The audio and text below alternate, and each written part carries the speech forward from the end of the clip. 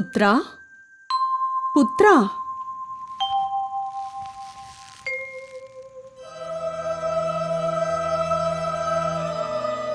ഭയപ്പെടേണ്ട പുത്ര, ഞാൻ മാലാഖയാണ്. നീ ഈ ഭൂമിയിലേക്ക് വന്ന കാരണം ഓർമ്മിപ്പിക്കുവാൻ വേണ്ടി വന്നതാണ്. പിതാവിന്റെ വഴി സ്വീകരിക്കുവാൻ സമയം ആഗതമായിരിക്കുന്നു. പ്രയാണത്തിനു വേണ്ടിയുള്ള തയ്യാറെടുപ്പുകൾ നടത്തിക്കൊള്ളൂ.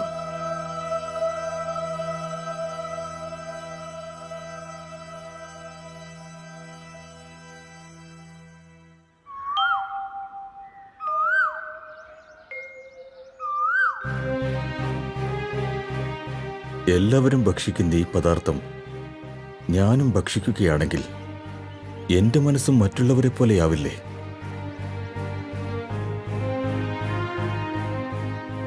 ഞാനിത് ഭക്ഷിക്കുവാൻ പാടില്ല.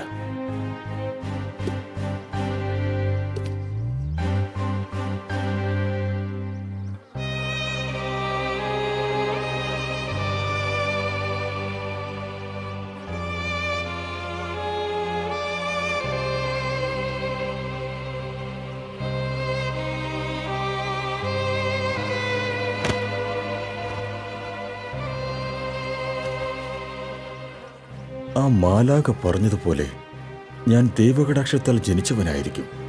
അതുകൊണ്ട് ഞാൻ ഇതുപോലത്തെ വസ്ത്രങ്ങൾ ധരിച്ചാൽ ഞാനും മറ്റുള്ളവരെ പോലെ പെരുമാറുകയില്ലേ?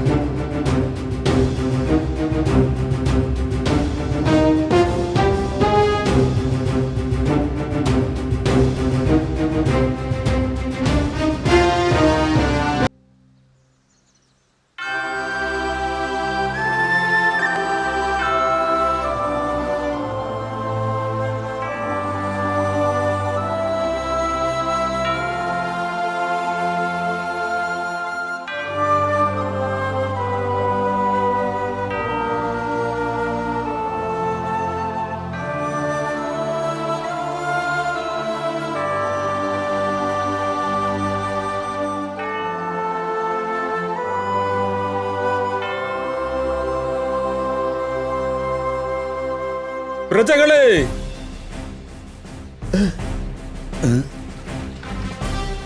പ്രഭുവിന്റെ ആഗമനത്തിന് സമയമായിരിക്കുന്നു.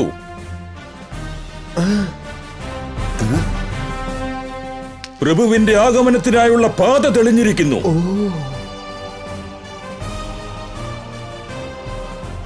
കുറുക്കു വഴികളെല്ലാം നേർവഴിയായി മാറും.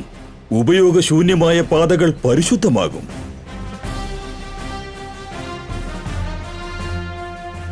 നിങ്ങളുടെ പാപങ്ങൾ ക്ഷമിക്കാൻ, മനസ്സ് പരിശുദ്ധമാക്കാൻ ബാപ്റ്റിസം നേടൂ.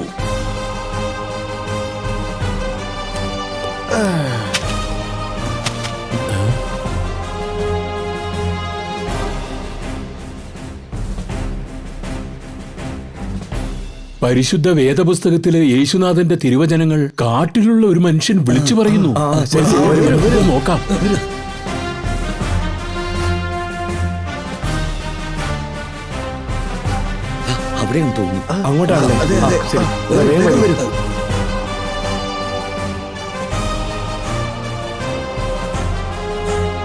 എവിടെയാ? എവിടെ? കാണാനില്ലല്ലോ. എവിടെ പോയി അദ്ദേഹം? എവിടെയാ? അല്ല, ഞങ്ങളിപ്പോ എന്താ ചെയ്യണ്ടേ? പറഞ്ഞാലും ഞങ്ങളുടെ പാപങ്ങൾ നീങ്ങുവാൻ ഞങ്ങൾ എന്താണ് ചെയ്യേണ്ടത്? നിങ്ങളുടെ പാപങ്ങൾ നീങ്ങുവാൻ, മനസ്സ് പരിശുദ്ധമാകാൻ ബാപ്റ്റിസം നേടൂ. അങ്ങനെ തന്നെ ആവട്ടെ.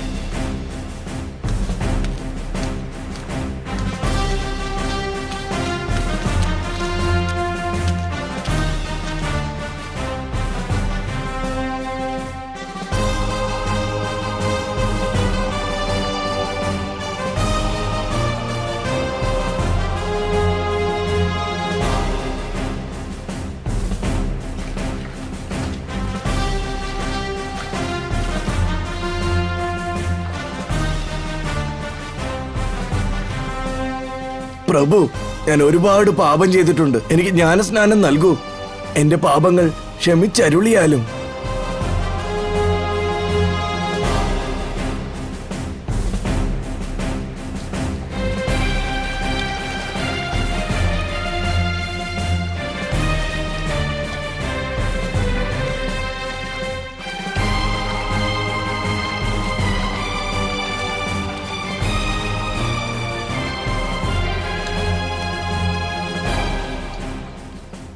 പ്രബോധകനെ, ഞങ്ങൾ അബ്രഹാം കുടുംബ പരമ്പരയിലെ സന്തതികളാണ്. അങ്ങനെയുള്ളപ്പോ വീണ്ടും ബാപ്റ്റിസം എന്തിനാണ്? ഈ അഹങ്കാരി ജനങ്ങളെ, അബ്രഹാമിന്റെ പാരമ്പര്യമാണെന്ന് കരുതി അഹങ്കരിക്കരുത്. ദൈവം ഈ പാറയിൽ നിന്ന് പോലും മനുഷ്യരെ സൃഷ്ടിക്കുന്നു. ആരുടെ ജനനത്തിലും വേർതിരിവുകൾ കാണിക്കുകയില്ല. ഉപയോഗശൂന്യമായ വൃക്ഷം വെട്ടി അഗ്നിയിലിടുന്നത് പോലെ പാപികളെയും നശിപ്പിച്ചു കളയും. അതുകൊണ്ട് ദൈവത്തിന്റെ ക്ഷോഭത്തിന് പാത്രമാവാതെ ജ്ഞാനസ്നാനം നേടി നിങ്ങളുടെ പാപങ്ങൾ മാറ്റി പുണ്യം നേടൂ. അങ്ങനെയാണെങ്കിൽ യൂതന്മാരെ രക്ഷിക്കാൻ വന്ന മോസസ് നിങ്ങളാണോ? അല്ല, ക്രിസ്തു എന്ന വാക്കിന് അനുഗ്രഹം എന്നാണ് അർത്ഥം. അപ്പോ നിങ്ങൾ ഏലിയയാണോ? അല്ല. പിന്നെ പ്രവാചകനാണോ? അല്ല. താങ്കൾ ആരാണെന്ന് ഞങ്ങളെ ഇവിടേക്ക് അയച്ചവരോട് പറയേണ്ടതുണ്ട്. അതുകൊണ്ട് താങ്കൾ ആരാണെന്നുള്ള കാര്യം ഞങ്ങളോട് പറഞ്ഞാലും. പരിശുദ്ധ വേദപുസ്തകത്തിൽ പറയുന്നത് പോലെ കർത്താവ് പരിശുദ്ധനാണെന്നുള്ള കാര്യം കാട്ടിലുള്ളവരെ അറിയിക്കാനെത്തിയ ഒരശരീരിയാണ്. നിങ്ങൾ ക്രിസ്തുവുമല്ല, ഏലിയയുമല്ല, പ്രവാചകനുമല്ല. അങ്ങനെയുള്ളപ്പോൾ എങ്ങനെയാണ് നിങ്ങൾ ജ്ഞാനസ്നാനം നൽകുക? ഞാൻ ജലത്തിൽ മാത്രമേ ജ്ഞാനസ്നാനം നൽകൂ. എന്റെ പിൻഗാമി നിങ്ങളോടൊപ്പമാണുള്ളത്. അദ്ദേഹം അഗ്നിയിലും പരിശുദ്ധാത്മാവിലും ലയിച്ചിരിക്കുകയാണ്. അദ്ദേഹം ആരാണെന്ന് നിങ്ങൾക്കറിയില്ല. എനിക്കതറിയാമെങ്കിലും ഇപ്പോൾ പറയുന്നത് അനുയോജ്യമല്ല.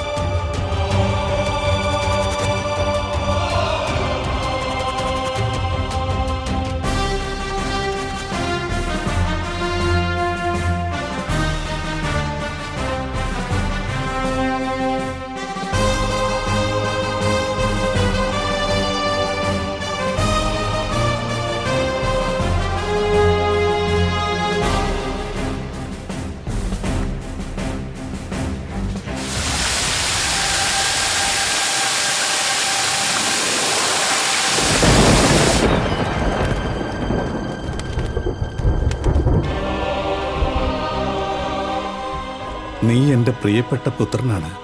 നിന്നെ കണ്ടതിൽ എനിക്ക് ആനന്ദമുണ്ട്.